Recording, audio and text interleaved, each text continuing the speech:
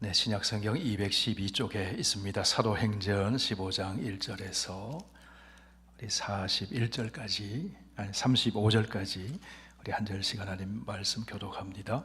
어떤 사람들이 유대로부터 내려와서 형제들을 가르치되 너희가 모세의 법대로 할례를 받지 아니하면 능히 구원을 받지 못하리라 하니 바울 및 바나바와 그들 사이에 적지 않은 다툼과 변론이 일어난지라 형제들이 이 문제에 대하여 바울과 바나바와 및 그 중에 몇 사람을 예루살렘에 있는 사도와 장로들에게 보내기로 작정하니라. 그들이 교회의 전송을 받고 베니게와 사마리아로 다니며 이방인들이 주께 돌아온 일을 말하여 형제들을 다 크게 기쁘게 하더라. 예루살렘에 이르러 교회와 사도와 장로들에게 영접을 받고 하나님이 자기들과 함께 계셔 행하신 모든 일을 말하며 바리새파 중에 어떤 믿는 사람들이 일어나 말하되 이방인에게 할례를 행하고 모세의 율법을 지키라 명하는 것이 마땅하도다 하니라. 사도와 를 의논하려 모여 많은 변론이 있은 후에 베드로가 일어나 말하되 형제들아 너희도 알거니와 하나님이 이방인들로 내 입에서 복음의 말씀을 들어 믿게 하시려고 오래전부터 너희 가운데서 나를 택하시고 또 마음을 아시는 하나님이 우리에게와 같이 그들에게도 성령을 주어 증언하시고 믿음으로 그들의 마음을 깨끗이 하사 그들이나 우리나 차별하지 아니하셨느니라. 그런데 지금 너희가 어찌하여 하나님을 시험하여 우리 조상과 우리도 능히 매지 못하던 멍에를 제자들의 목에 두려느냐. 그러나 우리는 그들이 우리와 동일하게 주 예수의 은혜로 구원받는 줄을 믿노라 하니라. 온 무리가 가만히 있어 바나바와 바울이 하나님께서 자기들로 말미암아 이방인 중에서 행하신 표적과 기사에 관하여 말하는 것을 듣더니 말을 마침에 야고보가 대답하여 이르되 형제들아 내 말을 들으라. 하나님이 처음으로 이방인 중에서 자기 이름을 위함 백성을 취하시려고 그들을 돌보신 것을 시므온이 말하였으니 선지자들의 말씀이 이와 일치하도다. 기록된 바 이후에 내가 돌아와서 다윗의 무너진 장막을 다시 지으며 또 허물어진 것을 다시 지어 일으키리니 이는 그 남은 사람들과 내 이름으로 일컬음을 받는 모든 이방인들로 주를 찾게 하려 함이라 하셨으니 즉 예로부터 이것을 알게 하시는 주의 말씀이라 함과 같으니라. 그러므로 내 의견에는 이방인 중에서 하나님께로 돌아오는 자들을 괴롭게 하지 말고 다만 우상의 더러운 것과 음행과 목매어 죽인 것과 피를 멀리하라고 편지하는 것이 옳으니 이는 예로부터 각 성에서 모세를 전하는 자가 있어 안식일마다 회당에서 그 글을 읽음이라 하더라. 이에 사도와 장로와 온 교회가 그 중에서 사람들을 택하여 바울과 바나바와 함께 안디옥으로 보내기를 결정하니 곧 형제 중에 인도자인 바사바라 하는 유다와 실라더라. 그 편에 편지를 붙여 이르되 사도와 장로된 형제들은 안디옥과 수리아와 길리기아에 있는 이방인 형제들에게 문안하노라. 들은즉 우리 가운데서 어떤 사람들이 우리의 지시도 없이 나가서 말로 너희를 괴롭게 하고 마음을 혼란하게 한다 하기로 사람을 택하여 우리 주 예수 그리스도의 이름을 위하여 생명을 아끼지 아니하는 자인 우리가 사랑하는 바나바와 바울과 함께 너희에게 보내기를 만장일치로 결정하였노라. 그리하여 유다와 실라를 보내니 그들도 이 일을 말로 전하리라. 성령과 우리는 이 요긴한 것들 외에는 아무 짐도 너희에게 지우지 아니한 것이 옳은 줄 알았노니 우상의 제물과 피와 목매어 죽인 것과 음행을 멀리할지니라. 이에 스스로 삼가면 잘되리라. 평안함을 원하노라 하였더라. 그들이 작별하고 안디옥에 내려가 무리를 모은 후에 편지를 전하니 읽고 위로한 말을 기뻐하더라. 유다와 실라도 선지자라 여러 말로 형제를 권면하여 굳게 하고 얼마 있다가 평안히 가라는 전송을 형제들에게 받고 자기를 보내던 사람들에게로 돌아가되. 함께 읽습니다. 바울과 바나바는 안디옥에서 유하며 수다한 다른 사람들과 함께 주의 말씀을 가르치며 전파하니라. 아멘. 하나님 아버지, 오늘도 은혜 속에 우리를 머물게 하시고 주의 존전으로 불러주셔서 찬송을 부르고 하나님 말씀을 듣고 한 마음을 합하여 기도하게 해주시니 감사합니다. 우리의 신앙이, 하나님을 향한 사랑이 하루하루 더 커지게 해주시고 더 넓어지고 깊어지고 진리 안에서 자유를 누리며 풍성한 삶을 살고 우리의 삶을 통해 우리 안에 계신 예수 그리스도를 드러낼 수 있도록 역사하여 주시옵소서. 예수님 이름으로 기도하옵나이다. 아멘. 오늘 사도행전 15장은 교회 역사에 있어서 아주 중요한 하나의 이정표가 되는 그런 사건을 소개해주고 있습니다. 예루살렘 공의회가 열렸어요. 예루살렘 공의회는 율법과 복음의 문제를 다뤄주고 있습니다. 기독교 2000년 역사에 있어서 이것을 첫 번째 공식적인 공의회로 그렇게 교회 역사에서는 인정을 하고 있습니다. 교회의 어떤 중요한 문제들, 또 신학적인 문제들, 신앙적인 문제들, 또 이단이 나타났을 때 대처하면서 기독교의 이 진리를, 교리를 확립해가는 과정 속에서 교회의 지도자들이 모여서 성령의 임재하심 가운데 결정하는 그 중요한 일들이 교회 역사 속에 있었는데 그 첫 번째 그 하나의 뿌리가 되고 성경적인 근거가 되는 그 말씀이 오늘 사도행전 15장에 있는 말씀입니다. 이후에 4세기에 니케아 공의회, 콘스탄티노플 공의회, 또 에베소 5세기 에베소 공의회, 칼케돈 공의회, 이런 공의회들이 이 예루살렘 공의회를 하나의 근거로 해서 모였어요. 초대교회에 이단들이 등장했거든요. 지금 예루살렘 공의회의 문제는 율법주의자들, 그들이 예수 믿고 구원받은 성도들이, 그리스도인들이 할례를 받아야 하느냐, 또 율법을 지켜야 하느냐, 그 문제로 모였어요. 4세기에 325년에 모였던 니케아 공의회, 또 381년에 모였던 콘스탄티노플 공의회, 이런 것들은 당시에 그 삼위일체 하나님에 대한 도전들, 이단들에 대해서 성경적인 그 진리를 확립한 그런 공의회죠. 칼케돈 공의회 같은 경우는 451년에 있었는데요. 그것은 네스토리우스파라고 하는 이단을 그 정죄했습니다. 예수님의 인성만을 인정을 하고 신성을 인정하지 않았던 그런 네스토리우스파라고 하는 이단들을 정죄하고 바로 예수님은 완전한 하나님이시면서 완전한 인간이시다 하는 것을 성경적으로 확립하는 겁니다. 쭉 이어져서 여러 가지 공의회들이 있었는데 최근 근자에 있었던 것은 1962년도부터 65년까지 바티칸 II 공의회라는 게 있습니다. 바티칸 II.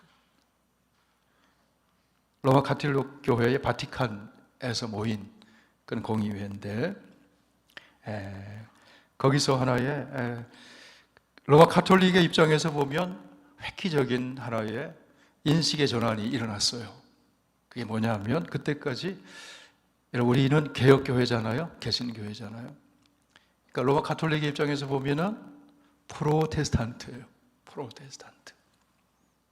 근데 로마 카톨릭 교회는 1962년까지 이 프로테스탄트를 구원이 없다고 봤어요. 구원이 없다고 봤어요.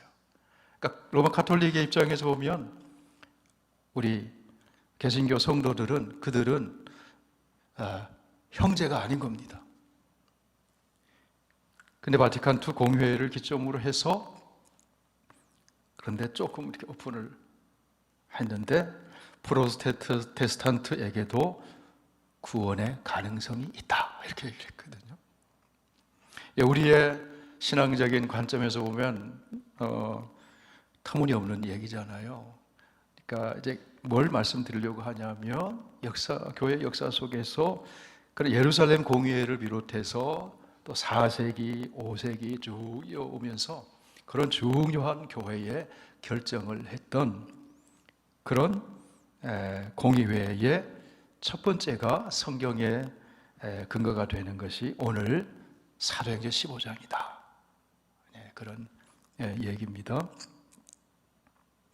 자, 오늘 본문에 보면은 바울과 바나바가 1차 선교 여행을 쭉 다녔는데 소아시아 지역을 중심으로, 소아시아 지역은 그 이방 땅이잖아요. 오늘로 말하면 그 터키, 튀르키예를 중심으로 하는 그 지역이잖아요. 근데 그때가 이 니케아라든지 또 콘스탄티노플이라든지 그것이 터키 지역에서 있었던 4세기, 5세기만 하더라도 지금의 이스탄불이죠. 거기서 이런 중요한 공예가 있었을 만큼 그 터키 지역은 역사적으로 기독교의 하나님 진리를 세우고 신학을, 교리를 확립하는 중요한 일들이 거기서 있었는데 지금은 안타깝게도 무슬림들의 땅이 됐잖아요. 어쨌든 그런 역사적인 흔적과 현장들이 그곳에 있다 하는 겁니다. 자, 선교 여행을 소아시아 지역을 쭉 다녔는데 바울과 바나바가 경험한 것은 그곳에 성령이 역사하시고 주 예수 그리스도의 십자가의 죽으심과 부활의 복음을 전했는데 믿고 회개하고 돌아오는 사람들이 많이 있었다는 겁니다. 그러니까 성령이 역사하셔서 그래서 하나님이 이방인들도 구원하시는구나 하는 것을 확증했는데 그의 앞에서 사도행전 10장에 보면 중요한 사건이 하나 있는데 예루살렘 사도 중에 그 수제자라고 할 수 있는 베드로가 이방인 로마 백부장의 고넬료의 가정에 가서 복음을 전하잖아요. 베드로는 확신이 없었어요. 그런데 고넬료에게도 환상을 보여주고 베드로에게도 환상을 보여주면서 구약의 율법에 먹지 않아야 될 것이라고 하는 그런 짐승들이 하늘에서 보자기에 쌓여서 내려오는데 이것을 먹으라 그러죠. 기억나세요? 먹으라 그러니까 베드로가 주님 이거는 부정한 것인데 내가 먹을 수 없습니다. 그러니까 뭐라고 말씀하세요? 주께서 깨끗게 하신 것을 내가 왜 부정하게 생각하느냐? 먹으라. 그것은 뭘 나타내냐면 이방인들에게 구원이 있다는 사실을 나타내는데 그래서 고넬료가 보낸 사람들을 따라서 고넬료의 집에 가서 그들이 모여 있을 때 베드로가 바로 주 예수 그리스도의 십자가와 부활의 복음을 전했죠.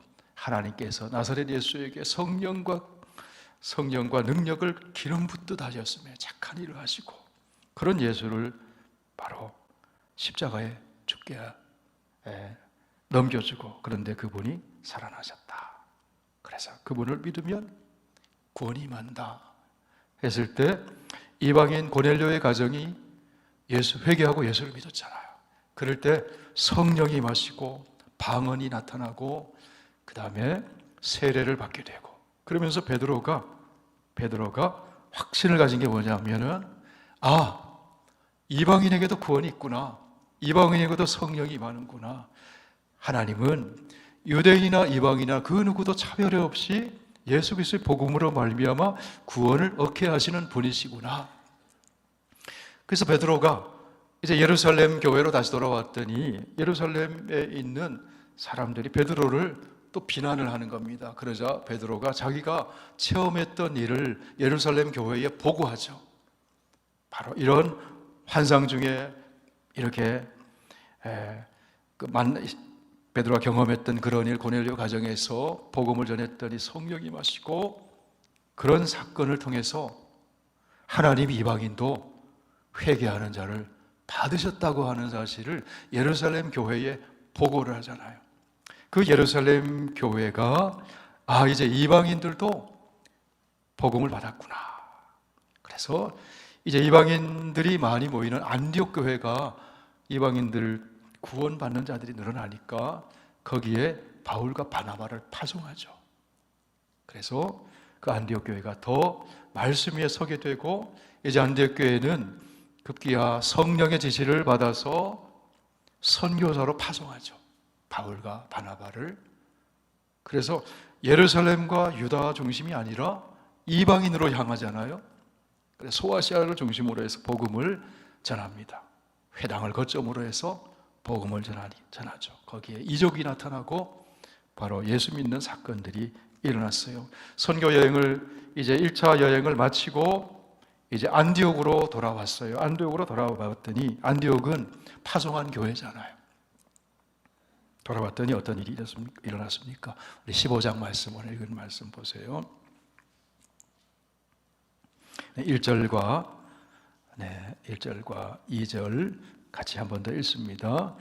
시작. 어떤 사람들이 유대로부터 내려와서 형제들을 가르치되 너희가 모세의 법대로 할례를 받지 아니하면 능히 구원을 받지 못하리라 하니 바울 및 바나바와 그들 사이에 적지 아니한 다툼과 변론이 일어난지라. 형제들이 이 문제에 대하여 바울과 바나바와 및 그 중에 몇 사람을 예루살렘에 있는 사도와 장로들에게 보내기로 작정하니라. 자, 안디옥에 돌아와서 이제 안식 휴가를 와서 이제 안디옥 교회에 이방 땅에 일어났던 일들을 보고하는데 유대주의자들은 예수를 믿어요. 믿긴 믿는데 율법을 지켜야 구원이 있다고 생각하는 사람들. 그래서 할례를 행해야 된다고. 그 다음에 율법에 있는 절기를 지켜야 되고 율법을 행해야 된다고. 그래서 바울과 바나바와 이 논쟁이 생긴 겁니다. 그러니까 안디옥 교회 구성원들이 혼란이 생긴 거잖아요. 여러분 지금 오늘 생각해 보세요. 이제 2000년이 지난 지금 이 미국 땅에 있는 페더럴웨이에 있는 한인교회에서 유대주의자가 나타나가지고 페더럴웨이 선교교회 성도들은 다 할례를 받아야 됩니다. 율법을 지켜야 됩니다. 그럼 여러분 어떻게 하겠습니까? 할례는 누가 받습니까? 지금이 아니더라도 당시에 돌아가서 할례는 누가 받습니까? 난지 8일 된 남자아이들. 그러니까 예수 그리스도의 복음을 믿고 할례를 받는 사람은, 여자는 제외되는 거예요. 여자에게는 그럼 구원이 없는 겁니까? 할례를 행해야지만 구원이 있다면 그 당시에 그렇지 않죠, 그죠? 여러분 예수 그리스도의 부활의 복음을 최초로 전한 사람이 여성입니다. 마리아가 전했잖아요. 마리아가 복음을 전해줬다고요. 남자나 여자나 종이나 자유자나 유대인이나 이방이나 그리스도 예수 안에서 다 하나다. 동일하게 구원받은 자다. 그런데 당시의 유대교회 입장에서 본다면 한번 생각해 보세요. 그 당시에로부터 1500년 동안 모세가 시내산에서 율법을 받았잖아요. 그리고 그 율법을 지켜야 된다고 가르치고 율법을 행하면서 1500년 동안 그것이 종교화가 되고 문화화가 됐단 말이에요. 그런데 이들이 율법을 하루아침에 1500년 된 율법을 다 던져버린다는 것이 굉장한 충격이거든요. 굉장히 충격이거든요. 그것을 그 틀을, 그 문화를 벗어나지 못한 사람들이 유대주의자들이라는 거죠. 그래서 그 논쟁이 생겼을 때 안디옥 교회가 어떻게 합니까? 교회의 모교회가 예루살렘 교회잖아요. 예루살렘 교회는 거기에 지도자들은 예수님과 직접 다녔던 사도들, 예수의 형제, 예수님의 육신의 동생인 야고보가 수장 역할을 했죠. 처음 박해가 왔을 때 베드로도 옥에 갇히고 또 그 예수님의 제자 중에 그 세베대 아들 야고보는 어떻게 됐습니까? 목배임 당해서 죽고. 그래서 예루살렘 교회의 이 리더십이 예수님의 형제 야고보가 수장 역할을 하고 있었어요. 그래서 거기에 보냈습니다. 자, 이런 이슈가 있습니다. 이런 문제가 있습니다. 안디옥 교회에 이런 문제가 있는데 여기에 대해서 이제 바른 지침을 정해 주십시오. 이런 거죠. 자, 오늘날로 말하면 교단에 노회가 있고 총회가 있고 장로교로 말한다면, 우리 교회가 뿌리가 장로교잖아요. 말한다면 그러면은 어떤 이단이 나타나고 또 이상한 가르침이 있고 그래서 개교회, 지역교회가 문제가 생기고 혼란이 생기면 그것을 헌의를 합니다. 이런 일들이 생기는데 이거 좀 검토를 해 주십시오. 그러면 총회에서 신학위원회 또 목회자들이 모여가지고 그것을 검토를 한다고요. 그래서 이거는 이단성이 있습니다. 이거는 이단입니다. 이건 사이비성이 있습니다. 이거는 사이비입니다. 그런 것들을 성경과 교회의 전통과 역사에 비춰서 해석을 해주고 가이드라인을 제시해 주잖아요. 그처럼 그 첫 번째가 예루살렘의 안디옥 교회에서 파송한 그 대표들이 누가 이제 대표로 갔습니까? 자, 바울과 바나바와 몇 사람들이 갔다는 거죠.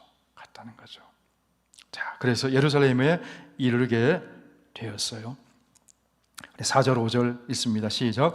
예루살렘에 이르러 교회와 사도와 장로들에게 영접을 받고 하나님이 자기들과 함께 계셔 행하신 모든 일을 말하며 바리새파 중에 어떤 믿는 사람들이 일어나 말하되 이방인에게 할례를 행하고 모세의 율법을 지키라 명하는 것이 마땅하다 하니라. 아주 극보수주의자들, 그러니까 율법의 그 전통과 그 문화를 떨쳐버리지 못한 그 사람들이 할례 행해야 되는 거죠.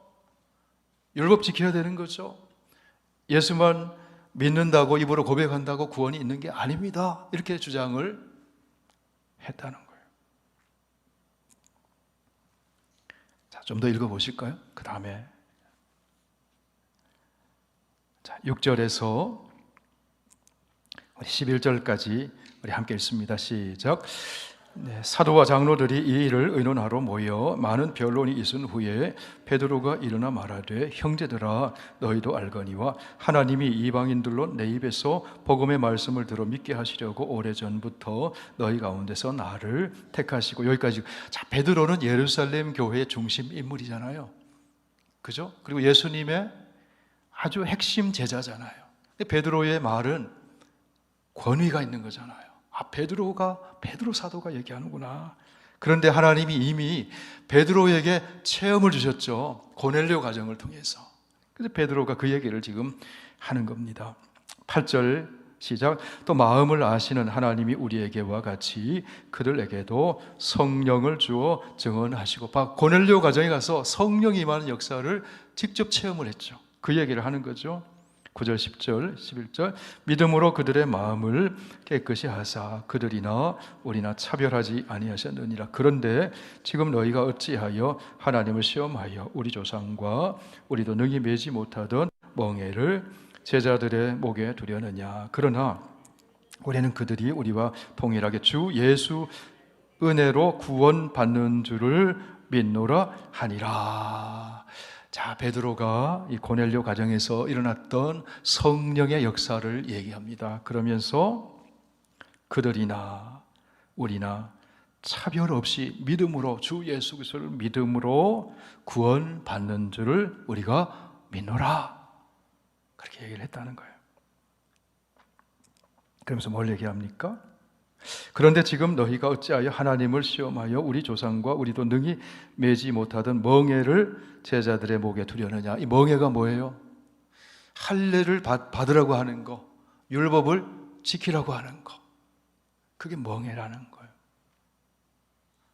우리 갈라디아서 5장 말씀을 한번 보시겠습니다. 갈라디아서 5장.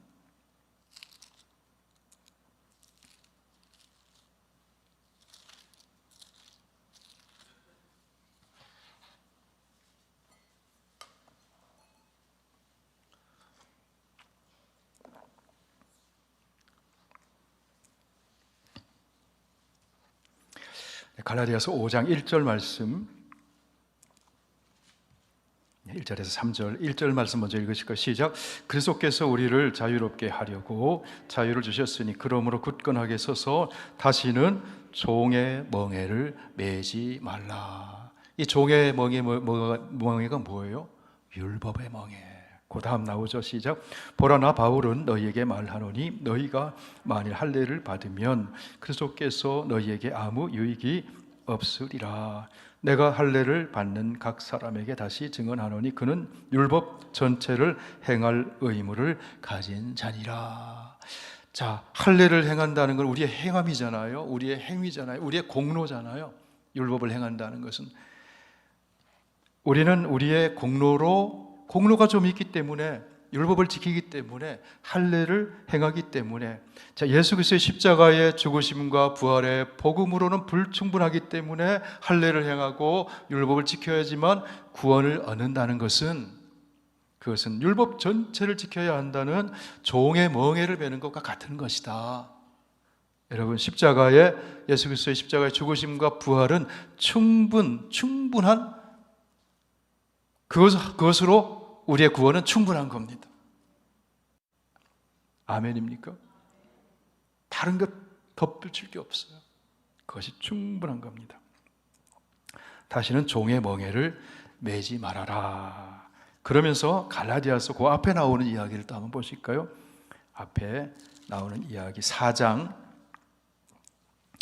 21절에서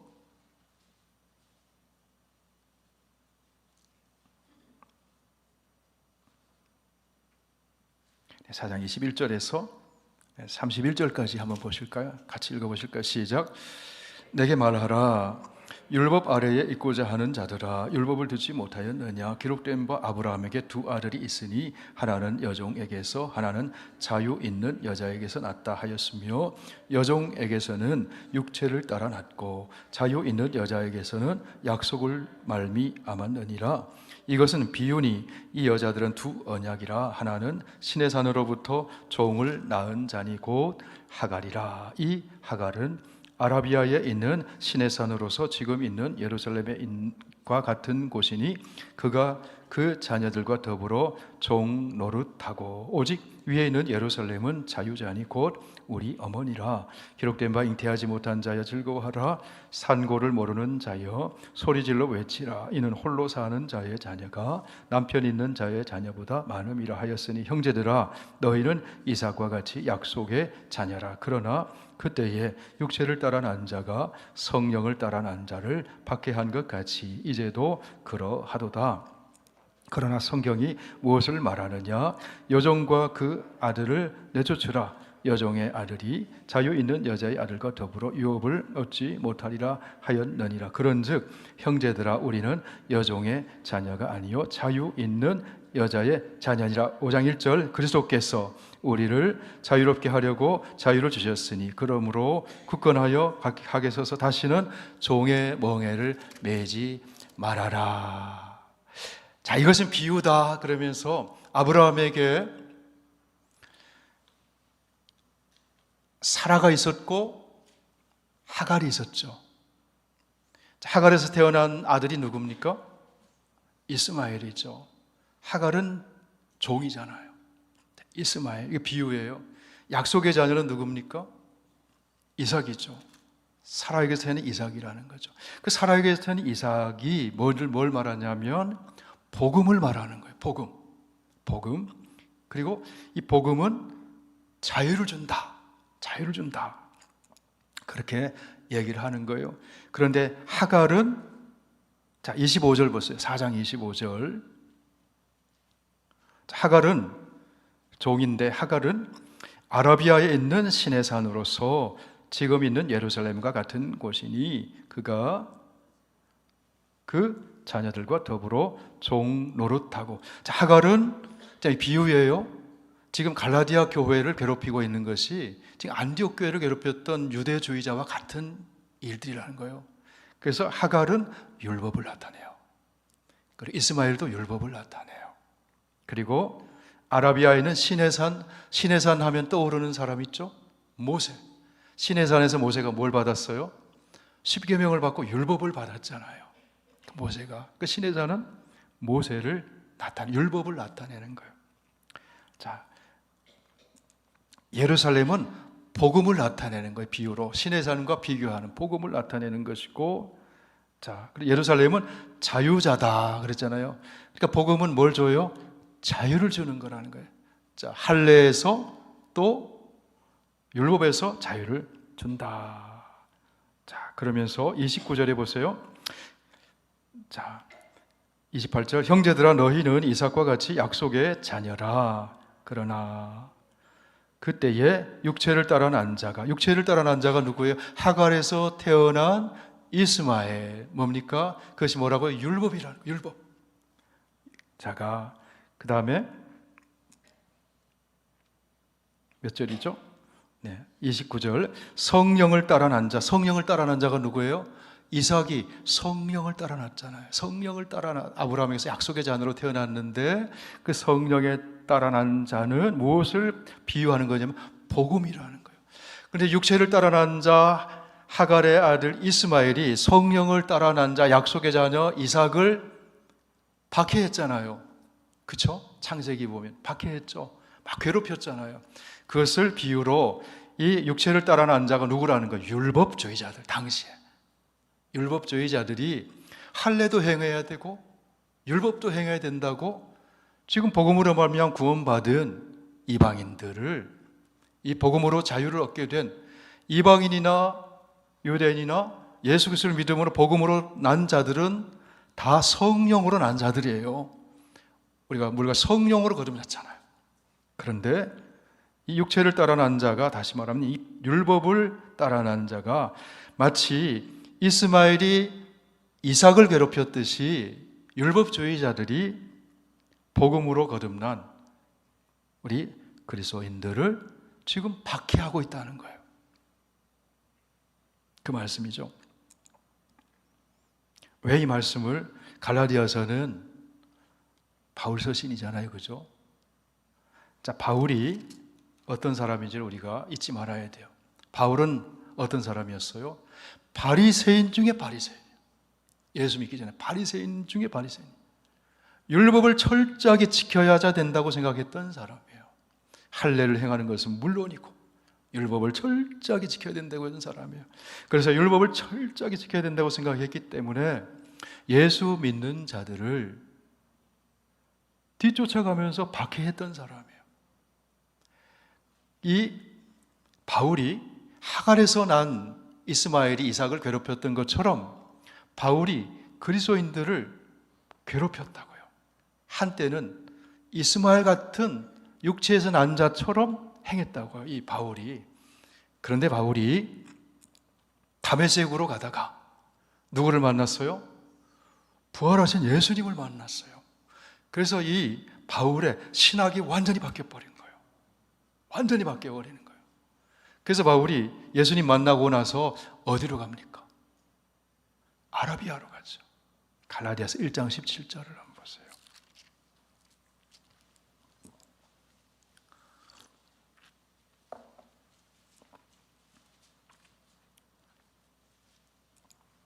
(1장 15절에서 17절 18절까지 같이 읽으면 시작. 그러나 내 어머니의 태로부터 나를 택정하시고 그의 은혜로 나를 부르신 이가 그의 아들을 이방에 전하기 위하여 그를 내 속에 나타내시기를 기뻐하셨을 때에 내가 곧 혈육과 의논하지 아니하고 또 나보다 먼저 사도된 자들을 만나려고 예루살렘으로 가지 아니하고 아라비아로 갔다가 다시 다메섹으로 돌아갔노라. 그 후 3년 만에 내가 게바를 방문하려고 예루살렘에 올라가서 그와 함께 15일을 머무는 동안, 자, 다메섹에서 부활하신 예수님을 만나고 어디로 갔어요? 아라비아로 갔어요. 그럼 아라비아로 왜 갔을까? 조금 전에 읽었던 4장 25절을 한번 보세요. 다시 4장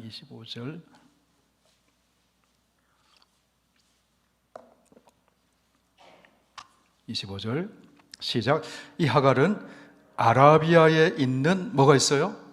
시내산이 있다는 거예요. 아라비아에 시내산이 있다는 거예요. 그 시내산은 뭘 상징하는 거예요? 모세가 율법 받은 거잖아요. 그 모세가 율법 받은 그 시내산 아라비아로 가서 시내산에 갔어요. 아마도 학자들이 그렇게 추측을 하는데 저는 그렇게 동의를 해요. 뭐냐면 바울은 부활하신 예수님을 만난 사건이 엄청난 충격이에요. 얼만큼 충격이냐면 박해하던 사람이 완전히 바뀌어버렸잖아요. 그래서 자기가 신념처럼 평생에 추구했던 바리새인 중에 바리새인, 율법에 철저했던 그 율법 종교가 일대 그 자기의 그 신념이, 그 신앙이 완전히 거꾸러지는 사건이잖아요. 그렇기 때문에 그 모세가 받은 율법은 뭐냐? 그래서 아라비아로 가서 모세가 시내산에서 받은 그 율법에 대한 것을 깊이 예수 그리스도의 복음으로 조명하면서 그 구약 성경을 깊이 연구했을 것이다. 그래서 바울이 이제 완전히 율법에서 완전히 벗어나죠.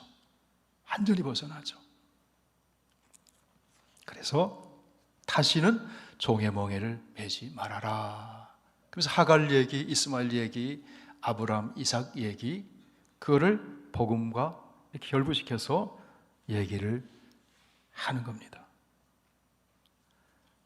지금 여기에 사도행전으로 다시 돌아와서 유대주의자들이 와서 할례를 행해야 된다고, 율법을 지켜야 된다고, 여러분 할례를 행하고 율법을 지켜야 된다고 주장하고 가르치고, 지금 이 사람들보다 훨씬 더 엄격했던 사람이 누구였어요?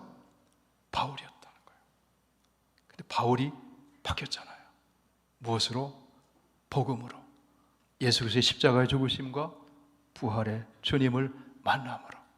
지금까지 내가 성경을 잘못 읽었구나, 구약 성경을 잘못 읽었구나, 율법을 잘못 알았구나, 예수님을 만나고 나서 확신을 가졌는데, 그 확신을 확증해주는 증거들이 뭐냐면, 이방 땅으로 가서 복음을 전하는데 예수 믿고 구원받고 성령이 임하고 이적이 나타나고, 그런 것을 통해서 바로 바울의 이 사울, 이 바울이 바뀌어진 것이 확실하다는 것을 확신을 준 거예요.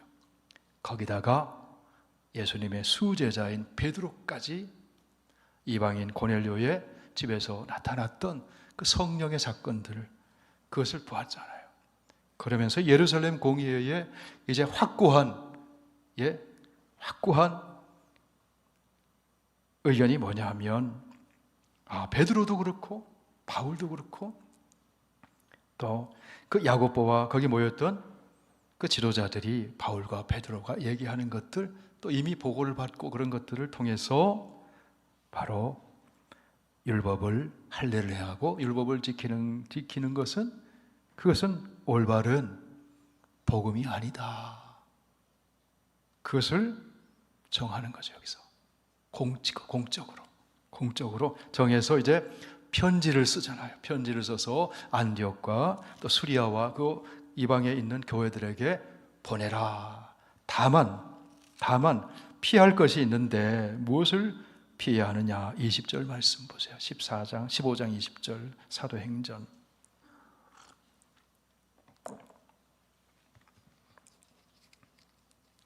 20절 19절에서 21절까지 시작. 그러므로 내 의견에는 이방인 중에서 하나님께로 돌아오는 자들을 괴롭게 하지 말고, 다만 우상의 더러운 것과 음행과 목매어 죽인 것과 피를 흘리지 말라고 편지하는 것이 옳으니, 이는 예로부터 각 성에서 모세를 전하는 자가 있어 안식일마다 회당에서 그 글을 읽음이라 하더라. 자, 각 성에서 회당에서 모세를 전한다는 건 뭐예요? 모세의 율법, 토라, 특히 모세 오경을 낭독하잖아요. 회당에서. 그 사람들은 율법의 세계관, 율법의 그 신앙관, 거기에 매여 있는 사람들이잖아요. 그런데 편지를 보내서, 다만 할례를 안 행해도 되고 율법을 안 지켜도 되는데, 다만 우상의 더러운 것은 피하는 것이 좋겠다. 이거는 건덕사항이라. 건덕사항, 피하는 것이 좋겠다. 그다음 음행, 이방 종교의 그 종교 행위, 예배 행위 속에 음행이 함께, 음행을 행하는 일들이 많았거든요. 그래서 음행은 피하는 것이 좋겠다. 도덕적으로도 그렇고 윤리적으로도 그렇고, 그것은 성도들이, 복음으로 거듭난 성도들이 그 행할 일이 아니라는 거죠. 그리고 목매어 죽인 자, 또 피를 멀리하는 것, 그것은 교회의 건덕을 위해서, 건전한 신앙을 위해서 그것은 좀 피하는 것이 좋겠다. 그렇게 해서 편지를 보내서 혼란에 빠졌던 안디옥 교회와 또 여러 이방 교회들을 복음 위에 다시 굳건히 세우는 그런 사건을 사도행전 15장에서 보여주고 있는 거죠. 자, 25절, 25절에서 26절 같이 한번 또 읽으실까요? 시작. 각 사람을 택하여 우리 주 예수 그리스도의 이름을 위하여 생명을 아끼지 아니하는 자인 우리가 사랑하는 바나바와 바울과 함께 너희에게 보내기를 만장일치로 결정하였노라. 그리하 29절까지 시작. 그리하여 유다와 실라를 보내니 그들도 이 일을 말로 전하니라. 성령과 우리는 이 요긴한 것들 외에는 아무 짐도 너희에게 지우지 아니한 것이 옳은 줄 알았노니 우상의 제물과 피와 목매어 죽인 것과 음행을 멀리 할지니라. 이에 스스로 삼가면 잘되리라. 평안함을 원하노라 하였더라. 자, 30절 31절 이제 결과가 이 예루살렘에서 모인 그 회의에서 결정한 것을 전했을 때 결과가 어떻게 됐습니까? 30절 31절 시작. 그들이 작별하고 안디옥에 내려가 무리를 모은 후에 편지를 전하니 읽고 그 위로한 말을 기뻐하더라. 자, 이방인 성도들이 복음 안에서 자유를 누리게 됐다는 거죠. 자유를 누리게 됐다는 거죠. 여기서 우리가 하나 좀 살펴볼 것은 28절 말씀, 25절, 26절.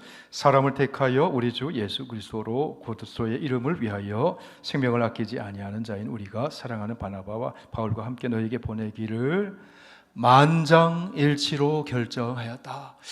만장일치, 이 중요한 사건 가운데, 중요한 결정을 하는 가운데 표결에 붙인 것이 아니고 만장일치했다는 거예요. 어떻게 만장일치가 될 수 있을까요? 29절. 성령과 우리는, 이게 참 중요한 겁니다. 다시 말해서 성령의 지배와 통제 아래서 회의를 진행했다는 거예요. 그래서 성령이 하나 되게 하시고 예수 그리스도의 복음 안에서 진리 안에서 하나 되게 하시는 만장일치의 결정을 하게 됐다는 겁니다. 그럴 때 교회가 평안하여 든든히 서가고 그 결정을 받은 교회의 성도들이 기뻐하게 되고 자유를 누리게 되고 그렇게 됐다는 거죠. 여기서 우리가 좀 적용한다면 우리 교회에서 모임, 회의 이런 것들을 할 때 성령과 우리가 함께 해야 된다는 거예요. 성령과 우리가. 아멘이신 거예요? 성령의 통제와 성령의 지배를 받아야 된다는 거예요. 그러면 어떤 열매를 맺냐면 화평의 열매를 맺는 거예요. 하나됨의 열매를 맺는 거예요. 여러분, 그런 경우 있죠. 담임 목회자가 은퇴하든 아니면 담임 목회자가 교회를 사임하든 어떻게든지 새로운 목회자를 청빙하는데 성령과 성도들이 하나가 되어서 결정을 해야 되는 거예요. 안 그러면요 분란의 씨앗이 됩니다.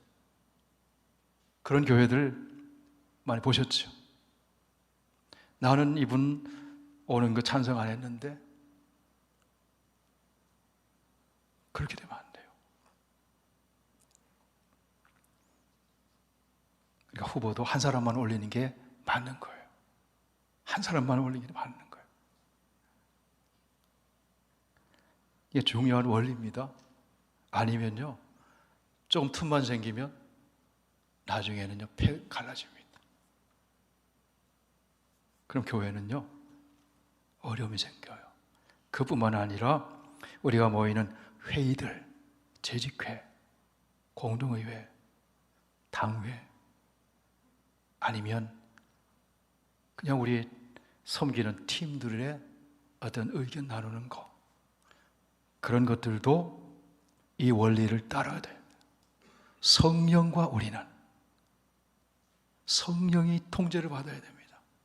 아무리 좋은 의견, 내 주장이 맞다고 하더라도 성령의 통제를 받으면 거기에 하나됨이 생기는 거예요. 하나됨이 생기는 거예요. 그런 교회가 건강한 교회입니다. 우리 교회가 그렇게 더욱더 그렇게 성숙된 교회 공동체가 되기를 축복합니다. 그게 하나의 이제 문화가 되는 거예요. 문화가 되는 거예요. 자, 오늘 이 결정이 얼마나 중요한 결정인가. 여러분, 우리가 얼마나 감사합니까? 우리 여성, 우리 성도님들 할례 받지 않은 거 감사하시기 바랍니다. 뭐 여성만 그러겠습니까? 유대인들은 다 할례를 행해야 되는데 우리는 유대인의 세계관에서 보면 유대인 외에는 다 이방인들이에요.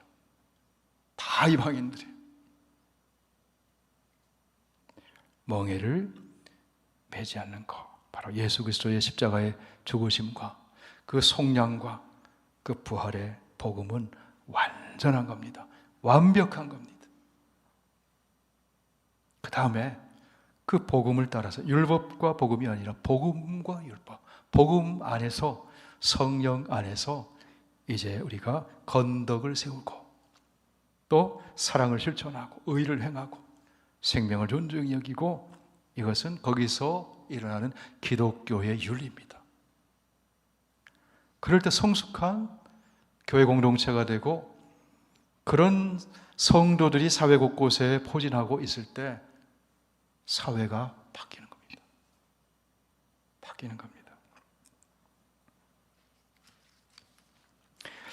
여러분, 우리는 복음에 대한 분명한 확신과 확고한 믿음 위에 설 때 진리 안에 참 자유가 있는 거예요. 아까 바울 얘기를 했습니다마는 바울보다 앞서서 바울이 본받고 바울이 따라가야 할 그 복음은 바로 예수 그리스도잖아요. 이번 주에 제 설교 중에 이번 주인가요? 지난 주인가요? 자, 요한복음 제가 설교를 했죠. 거기 보면은 예수님이 이 성전을 헐라 내가 사흘 만에 일으키리라. 요한복음 2장에 나오잖아요. 그죠? 2장에 나오잖아요. 그 다음에 유대인들의 신앙의 그 핵심은 뭐냐면 성전과 율법이거든요. 철저히 예루살렘 성전, 그 다음에 율법을 지키는 신앙, 그것이 유대인들의 유대교 종교거든요. 그 성전 종교를 예수님이 성전 청결을 하잖아요. 다 내쫓고 뒤엎고 성전이 더럽혀진 거 다 쫓고, 이 성전으로 말미암아 구원을 받고 성전으로 말미암아 거룩해지는 것이 아니라는 거예요. 참 성전은 누구시라고요? 예수 그리스도. 이는 성전된 자기 육체를 가리켜 말씀하시는 것이다. 이 성전은 하나님을 만나는 매개체죠. 나를 본 자는 아버지를 보았느니라. 예수님 만난 사람이 하나님을 만나는 거죠. 예수님 말씀 듣는 사람이 하나님 말씀 듣는 것이죠. 예수님 안에 계신 하나님을 만나는 거잖아요. 그 다음에 유대 바리새인이요 사내들인 공의회 회원인 니고데모를 만나잖아요. 니고데모가 예수님을 찾아왔어요, 밤에. 그런데 니고데모에게 예수님 뭐라고 말씀하세요? 니고데모는 바리새인이에요. 바울처럼 율법에 매인 사람이라고요. 율법에. 근데 기쁨이 없어요. 자유가 없어요. 확신이 없어요. 그러니까 예수님 행하시는 일, 가르치는 것을 듣고 소문 듣고 찾아왔어요. 그때 예수님이 뭐라고 말씀하시니까 너가 거듭나야 된다. 율법으로 구원받는 게 아니라는 거예요. 거듭난다는 것은 위에서부터 다시 태어나는 거예요. 바로 물과 성령으로 거듭나는 거. 바로 예수 그리스도를 믿음으로 거듭나는 거. 그 예수 그리스도가 복음이잖아요. 복음이잖아요. 그래서 예루살렘 성전 종교가 이제는 없어져요. 율법 종교가 없어져요. 그것이 유대 사회에서 얼마나 충격이에요. 그 영향 안에 있었던 바울이 얼마나 충격이에요. 지금 유대주의자들, 이방인들에게 할례를 행하라고 하는 이 사람들이 얼마나 충격이에요. 받아들이기가 힘든 그런 이야기잖아요. 그런데 이미 예수님이 그것을 말씀하셨고 가르치셨고 보여주셨잖아요.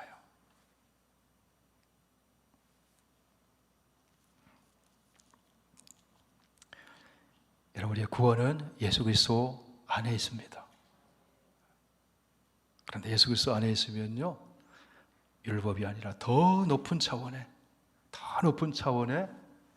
기독교의 윤리를 실천해 나가면서 성도의 합당한 삶을 살아가는 새 사람, 그래서 새 생활을 하게 되고 새로운 공동체를 만드는데, 그것이 하나님 나라의 선험 공동체인 교회다. 그 기초가 복음 위에 있다는 겁니다. 복음 위에.